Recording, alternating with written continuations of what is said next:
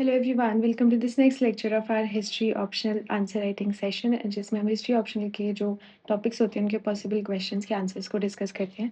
आज का हमारा पहला टॉपिक है discuss the main features of modern economy. Modern economy के बारे में उनके क्या मेन फीचर्स है उनको डिस्कस करना है। ठीक है, तो मॉडर्न इकोनॉमी सिर्फ सब्सिस्टेंस बेस्ड एग्रीकल्चर पर बेस्ड नहीं थी। इस पीरियड में एग्रीकल्चर के साथ साथ में क्राफ्ट ट्रेड, टैक्सेशन, मोनेटाइजेशन और स्टेट रेगुलेशन एक इंटरकनेक्टेड सिस्टम बन गए थे। ठीक है, तो एक एग्रेरियन फाउंडेशन, एक एग्रेरियन बेस देखने को मिलता है। इकोनॉमिक का बेसिक जो फाउंडेशन है दैट वाज एग्रीकल्चर, और a large population directly agriculture पे डिपेंडेंट थी। एग्रीकल्चर सरप्लस स्टेट को रेवेन्यू प्रोवाइड करता था। स्टेट का मिलिट्री और एडमिनिस्ट्रेटिव मशीनरी जो है लार्जली इसी सरप्लस पर सस्टेन करता था। लैंड रेवेन्यू भाग जो कि 1/6 हुआ करता था वो लिया जाता था। ठीक है, land revenue was 1/6। State regulation की बात करें तो स्टेट जो है कुछ कुछ जो इकोनॉमिक एक्टिविटीज़ होती थी like land revenue, custom, tolls, fines, उन पे अपना जो है कंट्रोल रखा करती थी। स्टेट का सुपरविजन हुआ करता था और इनको सुपरवाइज करने के लिए कुछ सुपरिटेंडेंट्स अपॉइंट किए जाते थे जिन्हें अध्यक्षास बोला जाता था। ठीक है, एक इरिगेशन सिस्टम भी हमको देखने को मिलता है। इरिगेशन सिस्टम यहाँ पे सुदर्शन लेक का एक एग्जांपल आप दे सकते हैं। इरिगेशन में भी जो स्टेट है वो फैसिलिटेट करती थी, उस पे भी टैक्स लेती थी खैर, है ना? तो सुदर्शन लेक का एविडेंस देखने को मिलता है जो कि मॉडर्न टाइम पे बनाया गया था और बाद में जो रुद्रदमन वन है वेस्टर्न शतरप, उन्होंने उसको रिपेयर भी कराया था। क्राफ्ट प्रोडक्शन देखने को मिलता है, टेक्सटाइल, मेटल वर्क, पॉटरी वगैरह देखने को मिलती है। नॉर्दर्न ब्लैक पॉलिश्ड वेयर जो पॉटरी है वो काफ़ी फेमस है इस टाइम की। गिल्ड्स देखने को मिलते हैं जो कलेक्टिव क्राफ्ट ऑर्गेनाइजेशन हुआ करती थी। ठीक है, एक इंस्टीट्यूशनल आइडेंटिटी हुआ करती थी एक पर्टिकुलर क्राफ्ट्समैन के लिए। ठीक है, ट्रेड की बात करें, ट्रेड एंड कॉमर्स में मॉडर्न जो है पॉलिटिकल यूनिफिकेशन ने ट्रेड को बूस्ट किया। Internal trade, long distance trade, maritime trade, ये सब जो है हमको देखने को मिलती है ना? उत्तर पथ, दक्षिण पथ इंपॉर्टेंट कम्युनिकेशन ट्रेड रूट्स थे, है ना? उसके बाद में अर्बनाइजेशन की बात करें तो पाटलिपुत्र का डिस्क्रिप्शन मिलता है हमको, इम्पीरियल मेट्रोपोलिस इट वाज, है ना? उसके बाद में मोनेटाइजेशन की बात करें तो पंच्ड मार्क कॉइन्स देखने को मिलते हैं जिनको पन्ना बोला जाता है। सिल्वर कॉइन्स भी देखने को मिलते हैं हमको यहाँ पे।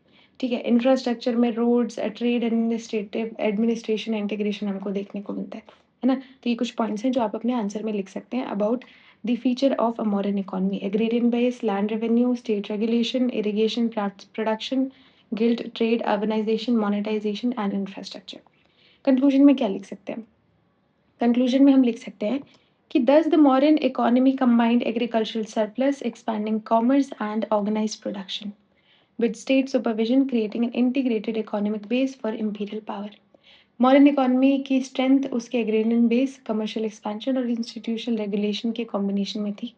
इसी इकोनॉमिक इंटीग्रेशन ने मॉडर्न एम्पायर को सस्टेन करने के लिए मटेरियल फाउंडेशन प्रोवाइड की। ठीक है, इस तरीके से हम इसका कंक्लूजन लिख सकते हैं। नेक्स्ट क्वेश्चन है, examine the role of agriculture and land revenue in the modern economy. ठीक है, कोर आइडिया क्या है कि मॉडर्न इकोनॉमी का बैकबोन एग्रीकल्चर था, while land revenue was the major mechanism through which agriculture surplus state resources में convert होता था।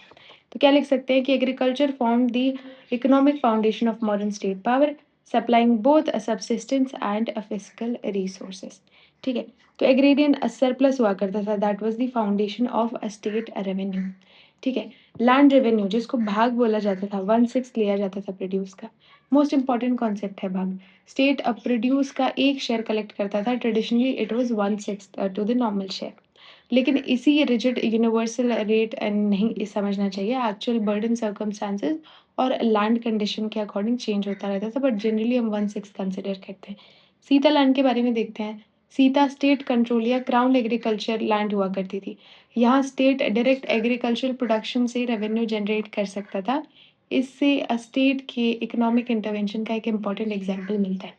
एक्सपेंशन ऑफ कल्टिवेशन, इरिगेशन की बात करें, we can see state farms है ना, डायरेक्टली मैनेज्ड कल्टिवेशन हुआ करते थे। इरिगेशन में हम ये सुदर्शन लेक का एग्जाम्पल दे सकते हैं। न्यू कल्टिवेशन, फॉरेस्ट क्लियर को एनकरेज किया गया। हाई पॉपुलेटेड एरिया से नए एरियाज में लोगों को रिसेटल किया गया, ये भी हमको देखने को मिलता है। डाइवर्स टैक्सेस थे, जैसे पिंडा, बलि, कारक, है ना? ये जो है डिफरेंट डिफरेंट टाइप के टैक्सेस देखने को मिलते हैं। Why agriculture matter to the empire, rural expansion देखिए और फिर एग्रीकल्चर सिक्योरिटी के लिए प्रोटेक्शन प्रोटेक्शन भी दी जाती थी डिसरप्शन के टाइम पे। ठीक है, अब यहाँ पे why agriculture matter to empire, अब मॉडर्न स्टेट के पास ह्यूज आर्मी थी, ब्यूरोक्रेसी थी, roads, public work, administrative machinery, ये सब मेंटेन करना था। इन सबको रिसोर्सेज चाहिए, देयरफॉर जो है agriculture surplus was the huge resource. Critical point ये है कि एग्रीकल्चर इंपॉर्टेंट थी but modern economy purely agrarian नहीं थी। ट्रेड, क्राफ्ट, माइनिंग, फॉरेस्ट और अर्बन मार्केट भी स्टेट रेवेन्यू और इकोनॉमिक एक्टिविटी में इंपॉर्टेंट थे। तो कंक्लूजन में क्या लिख सकते हैं? Conclusion में we can write कि agriculture was therefore not merely a subsistence activity but the fiscal engine of modern imperialism. Strengthening irrigation and sustainable land productivity remains a relevant principle for modern agrarian policy. Agriculture जो है modern economy का productive base था, while land revenue surplus को imperial power में convert करता था। But यहाँ पे मॉडर्न इकोनॉमी जो है वो सबसिस्टेंस इकोनॉमी सिर्फ नहीं थी, agriculture was the fiscal engine for modern imperialism. ठीक है, ये हमको यहाँ पे देखने को मिलता है जो कि इरिगेशन, सस्टेनेबल लैंड प्रोडक्टिविटी की वजह से जो है स्ट्रेंथन हुआ। Remains a relevant principle for modern agrarian policy. Next question है, discuss the nature of trade and commerce during modern period, है ना। मॉडर्न पीरियड के टाइम पे ट्रेड एंड कॉमर्स को डिस्कस करना है। तो मॉडर्न पीरियड में ट्रेड का expansion largely political unification, roads, markets, monetary exchange और स्टेट रेगुलेशन का कॉम्बिनेशन का रिजल्ट देखने को मिलता है। ठीक है, यहाँ पे इंटरनल ट्रेड भी देखने को मिलती है हमको, जो रीजनल मार्केट्स थे वो इंटरकनेक्टेड थे, है ना। डिफरेंट रीजन्स में डिफरेंट प्रोडक्ट्स अवेलेबल थे, एग्रीकल्चर प्रोडक्ट, टेक्सटाइल, मेटल्स वगैरह, है ना। रोड्स और रिवर रूट्स के थ्रू रीजनल एक्सचेंज हुआ करता था। लॉन्ग डिस्टेंस ट्रेड भी देखने को मिलती है। Modern territory strategically important trade routes पर लोकेटेड थी। नॉर्थ इंडिया को नॉर्थ वेस्ट और डेक्कन से कनेक्ट करने वाले रूट्स इंपॉर्टेंट थे। वी कैन सी उत्तर पथ एंड दक्षिण पथ, है ना, उत्तर पथ एंड दक्षिण पथ देखने को मिलता है। रिवराइन ट्रेड देखने को मिलती है। Ganga system naturally useful commercial network था। ट्रांसपोर्ट, अब जो रिवर ट्रांसपोर्ट होता है वो चीपर होता है, बल्क गुड्स के लिए यूजफुल होता है, सिटीज को कनेक्ट करने वाला था। तो यहाँ पे रिवराइन ट्रेड देखने को मिलता है। मैरीटाइम ट्रेड भी देखने को मिलता है। ईस्टर्न कोस्ट पे हमको ताम्रलिप्ति देखने को मिलता है और वेस्टर्न कोस्ट पे हमको सुपारा और बरोच देखने को मिलता है। एग्जाम्पल में लिख सकते हैं, सुपारा और बरोच देखने को मिलता है। मैरीटाइम ट्रेड भी देखने को मिलता है ना, पंचमार्क कॉइन्स देखने को मिलते हैं जिनको पन्ना बोलते हैं। सिल्वर कॉइन्स भी देखने को मिलते हैं हमको, है ना। कस्टम ड्यूटीज देखने को मिलते हैं, टोल्स लिए जाते थे।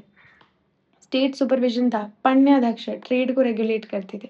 और भी काफी सारे अध्यक्ष होते थे, जैसे नव अध्यक्ष जो है वो शिप्स को रेगुलेट करते थे। तो पन्याध्यक्ष जो है ट्रेड रेगुलेशन के रिस्पॉन्सिबल थे। गिल्ड्स देखने को मिलते हैं, ये एक क्राफ्ट मैन को जो है इंस्टीट्यूशनल आइडेंटिटी देते थे, ग्रुप में ऑर्गेनाइज करते थे। तो श्रेणीज यानी गिल्ड्स देखने को मिलते हैं। Export commodities were like textile, spices, precious goods ना, ये सब जो है हम एक्सपोर्ट किया करते थे। तो इसमें क्या समझ सकते हैं, इसमें क्या समझ सकते हैं हम फाइनली, इसमें हम समझ सकते हैं कि the state regulated prices, weights, measure, custom and strategic commodities while merchants and guilds retain significant operational space. State regulate करती थी बट कंप्लीट कंट्रोल नहीं रखती थी, समवॉट थोड़ा बहुत लिबरेट भी किया हुआ था। कंक्लूजन में क्या लिख सकते हैं कि modern commerce represented an early phase of economic integration where connectivity and regulation mutually reinforced imperial prosperity। ये जो हम यहाँ पे लिख सकते हैं, मॉडर्न ट्रेड एक integrated but regulated commercial system था। स्टेट ने इंफ्रास्ट्रक्चर और रेगुलेशन प्रोवाइड किया, वाइल मर्चेंट्स, आर्टिजन्स और गिल्ड्स ने एक्चुअल इकोनॉमिक डायनामिज्म जनरेट किया। ठीक है, नेक्स्ट क्वेश्चन है, how did the modern state promote and regulate economic activities, किस तरीके से प्रमोट और रेगुलेट करती थी। तो इंट्रोडक्शन में लिख सकते हैं, the modern state pursued a regulated economic model seeking revenue, resource security and public welfare while allowing private activity. क्या बोला है, मॉडर्न स्टेट का अप्रोच था control strategic sector, regulate market, promote productive infrastructure. ये कंप्लीट स्टेट ऑनरशिप नहीं था। कुछ officials appoint किए थे जो सुपरिटेंडेंट्स हुआ करते थे, जैसे अध्यक्षास देखने को मिलते हैं, है ना। डिफरेंट इकोनॉमिक सेक्टर के लिए स्पेशलाइज्ड सुपरिटेंडेंट्स अपॉइंटेड थे, ये देखने को मिलता है। एग्रीकल्चर में सीताध्यक्ष देखने को मिलते हैं हमको, एग्रीकल्चर एडमिनिस्ट्रेशन संभालते थे। माइनिंग में हमको देखने को मिलते हैं, ट्रेड में देखने को मिलते हैं पन्याध्यक्ष, माइनिंग में अकाराध्यक्ष देखने को मिलते हैं। वेट्स एंड मेजर स्टैंडर्डाइजेशन हुआ करती थी, मार्केट फेयरनेस देखने को मिलती है हमको, है ना। उसके अलावा प्राइसेस प्राइसेस भी मॉनिटर करती थी स्टेट। कस्टम्स पे शुल्क लेती थी, ट्रेड ट्रेड टैक्सेशन लेती थी। इरिगेशन जो है उसको भी सपोर्ट करती थी। फॉरेस्ट रिजर्व्ड रिसोर्स हुआ करता था, स्टेट का कंट्रोल था फॉरेस्ट का, जैसे सॉल्ट और माइंस पे भी था वैसे फॉरेस्ट पे भी था। इंफ्रास्ट्रक्चर में बात करें तो रोड्स, रेस्ट हाउसेस, वेल्स ये सब बनाए जाते थे, है ना। सुदर्शन लेक का भी एग्जाम्पल देखने को मिलता है जो इरिगेशन में भी आप लिख सकते हैं। ठीक है, ये सब हमको देखने को मिलता है, स्टेट ये सब फैसिलिटेट करती थी। ठीक है। तो यहाँ पे क्रिटिकल डायमेंशन क्या देख सकते हैं कि the state directly controlled strategic sectors such as mines, forest and certain production. But the existing guild, merchant, and private producer shows that modern economy was not completely state-owned. Modern governance thus offers a model of strategic regulation rather than total economic ownership, balancing revenue control and a commercial activity. ठीक है, तो इस तरीके से हम जो है इसका आंसर लिख सकते हैं। अगला क्वेश्चन क्या है हमारे पास में? Discuss the role of guilds, crafts and urban centres in the modern economy. ठीक है, कि हमको गिल्ड्स वगैरह के बारे में डिस्कस करना है। The expansion of craft specialization in urban city provided the modern economy with a productive commercial and institutional depth.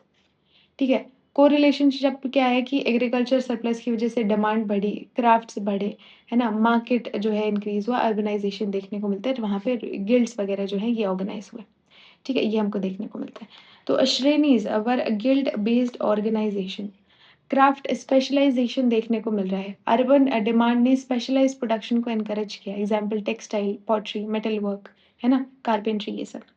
Iron industry देखने को मिलती है, यहाँ पे फ्लरिश हो रही है, अर्बन मार्केट जो है वो फ्लरिश हो रहे हैं, है ना। पाटलिपुत्र जो मेजर एडमिनिस्ट्रेटिव कमर्शियल सेंटर देखने को मिलता है, अर्बन मेट्रोपोलिस देखने को मिलता है यहाँ पे। टैक्सेशन सिस्टम देखने को मिलता है ना। गिल्ड फाइनेंस, ये गिल्ड फाइनेंस क्या चीज़ है ना, गिल्ड फाइनेंस क्या चीज़ है? अब guilds completely independent modern corporation नहीं थे। स्टेट उनकी एक्टिविटीज़ को रेगुलेट कर सकता था, स्पेशली टैक्सेशन और कमर्शियल नॉर्म के थ्रू। ठीक है, टैक्सेशन और कमर्शियल नॉर्म के थ्रू। और ये लोग अपने आप को ऑर्गेनाइज करते थे, समवॉट स्टेट से भी सपोर्ट मिलता था और आपस में भी दे यूज्ड टू फाइनेंस। ठीक है, आर्टिजन कंसंट्रेशन देखने को मिलता है कि अर्बन ऑक्यूपेशनल स्पेशलाइजेशन मिलती है कि एक जैसे लोग जो हैं वो एक साथ में ऑर्गेनाइज होकर रह रहे हैं। We can see metal industry, textile industry, trade networks जो है वो देखने को मिलते हैं। ठीक है, तो कंक्लूजन में क्या लिख सकते हैं कि urban centres acted as administrative hubs, production centres and redistribution markets. Guilds regulated occupational activities, facilitated collective economic organization. The interaction of guild craft in cities transformed agrarian surplus into a commercial wealth, accelerating modern urban economic integration. तो ये जो है आप answer में इस तरीके से लिख सकते हैं। Guilds जो है they provided institutional organization, craft provided productive diversification, while urban centers converted surplus into commercial and fiscal power. Combination में इन तीनों ने मॉर्लेंस की जो इंपीरियल इकोनॉमी है उसको सपोर्ट किया। ठीक है, next question is the modern economy witnessed an unprecedented expansion of state control over economic activities. ठीक है, क्रिटिकली एग्जामिन, इस स्टेटमेंट को क्रिटिकली एग्जामिन करना है। तो पूरे तरीके से तो स्टेटमेंट नहीं है, इसके आर्ग्यूमेंट्स भी होंगे फेवर में भी और उसमें भी। अगर फेवर में कुछ आर्ग्यूमेंट्स देखें तो एग्रीकल्चर पे जो है सीता लैंड, क्राउन लैंड देखने को मिलती थी, माइनिंग कंट्रोल करते थे, फॉरेस्ट कंट्रोल करते थे और ट्रेड कंट्रोल करते थे, है ना, रेगुलेशन में। प्राइसेस वगैरह कंट्रोल करते थे, वेट्स एंड मेजर्स और ये सब चीज़ें जो है हमको देखने को मिलती है। क्रिटिकली इसको एग्जामिन करें तो the state had strong control over strategic resources and revenue, but guild जैसे सिस्टम, मर्चेंट्स और private producers they continued there functioning, है ना। मोर ओवर अर्थशास्त्र जो है वो ये भी बताती है, वो एक आइडियलाइज्ड एडमिनिस्ट्रेटिव फ्रेमवर्क की बात करती है, not necessarily uniform implementation across empire. तो ज़रूरी नहीं है कि यूनिफॉर्म इम्प्लीमेंटेशन ही सब कहीं हो रहा था।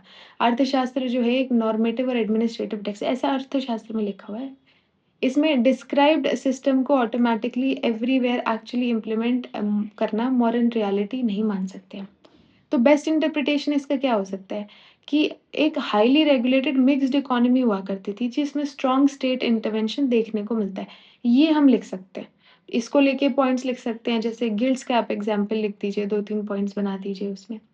ठीक है, और कोई एग्जाम्पल दे दीजिए, मर्चेंट्स के एग्जाम्पल दे दीजिए, प्राइवेट प्रोड्यूसर्स के एग्जाम्पल दे दीजिए।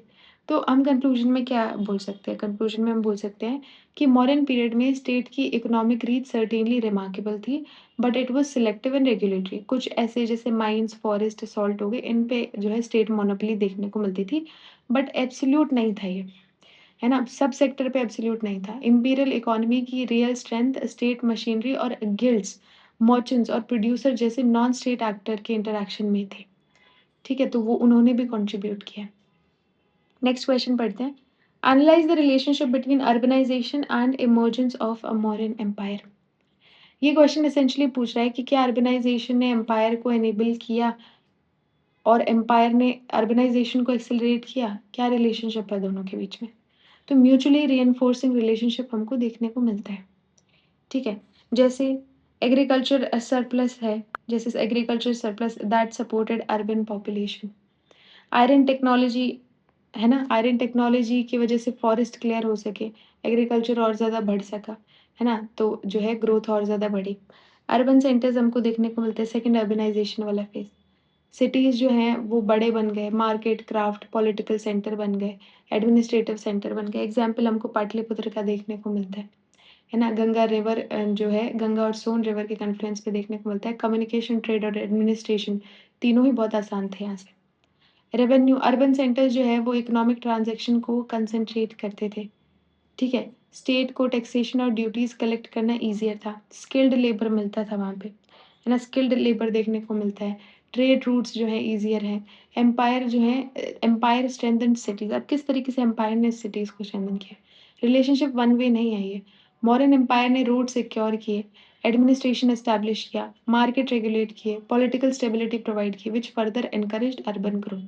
तो म्यूचुअल रिइंफोर्समेंट देखने को मिलता है इसका हमको, है ना? तो यहाँ पे क्या लिख सकते हैं कि urbanisation supplied modern state with revenue, skilled labour, market and administrative nodes. While imperial stability protected and expanded these networks, thus urban growth and empire building were mutually reinforcing. ठीक है? The modern empire was therefore both product and accelerator of urban economic integration, converting regional prosperity into imperial capacity. Modern empire को सिर्फ military conquest का product समझना incomplete है। Agrarian expansion, urbanisation, trade network और administrative centralisation ने मिलकर imperial state formation को possible किया। ठीक है, नेक्स्ट क्वेश्चन करते हैं। Discuss the importance of roads and communication network in the economic and administrative integration of modern empire. Introduction में क्या लिखेंगे कि a vast empire required efficient connectivity, modern roads and communication network functioned as the arteries of commerce, administration and political control. Large modern empire को एक unit के form में operate करने के लिए टेरिटोरियल कंट्रोल के साथ कनेक्टिविटी असेंशियल है और roads acted as economic and administrative arteries of the empire. सबसे पहले जो है उत्तर पथ दक्षिण पथ देखने को मिलता है। ये नॉर्दर्न मेजर रूट था। ये नदन सदर्न जो है कनेक्टिविटी के लिए जाना जाता है दक्षिण पथ। रेवेन्यू कलेक्शन किया जाता था। ऑफिशियल्स को डिफरेंट रीजन्स तक पहुंचना जो है वो ईज़ियर हुआ रोड्स वगैरह के थ्रू, है ना? रॉयल रोड्स के थ्रू। ट्रेड और ज़्यादा फैसिलिटेट हुआ, कम्युनिकेशन आसान हुआ, है ना? मिलिट्री की मूवमेंट जो है ट्रूप मूवमेंट वो ज़्यादा आसान हुई। पब्लिक फैसिलिटीज़ जैसे वेल्स, ट्रीज़, रेस्ट हाउसेस इन सब का एविडेंस देखने को मिलता है हमको, है ना? हमको अशोकन पॉलिसी धम्मा जो है वो उसका धम्मा कम्युनिकेशन नेटवर्क जो है रोड्स और इनके थ्रू हमको देखने को मिलता है। तो कितनी सारी important rural urban exchange possible हुआ। इंपीरियल इंटीग्रेशन हुआ, इतने बड़े एम्पायर को इंटीग्रेट कर पाए, पब्लिक फैसिलिटीज़ को पहुँचा पाए, है ना? ये सब हमको देखने को मिलता है। तो अब एनालाइज़ करके क्या लिख सकते हैं कि roads reduce transaction and administrative cost, enabling movement of merchants and official facilitated revenue collection and strengthened military responsiveness. Ashokan inscription further demonstrated the importance attached to communication and a public infrastructure. ठीक है, conclusion में क्या लिख सकते हैं कि modern connectivity converted territorial conquest into functional integration. The larger lesson remains that durable political integration rest upon efficient economic and communication infrastructure. इस तरीके से हम इसका कंक्लूजन लिख सकते हैं कि मॉडर्न कम्युनिकेशन नेटवर्क ने इकोनॉमिक सर्कुलेशन और एडमिनिस्ट्रेटिव सर्कुलेशन से जो है जोड़ दिया, इकोनॉमिक सर्कुलेशन को एडमिनिस्ट्रेटिव सर्कुलेशन से जोड़ दिया। इसलिए रोड्स को सिर्फ ट्रांसपोर्ट इंफ्रास्ट्रक्चर नहीं बल्कि स्टेट फॉर्मेशन और इंपीरियल इंटीग्रेशन के इंस्ट्रूमेंट के रूप में देखना चाहिए। ठीक है, तो ये हमारे कुछ क्वेश्चंस थे जो कि मॉडर्न इकोनॉमी के बारे में बात करते हैं। आपको आई होप आपको ये लेक्चर हेल्पफुल लगा हो। अगर इस लेक्चर ने आपकी किसी भी तरीके से हेल्प की हो then please hit the like button and subscribe to this channel and thank you so much and keep learning.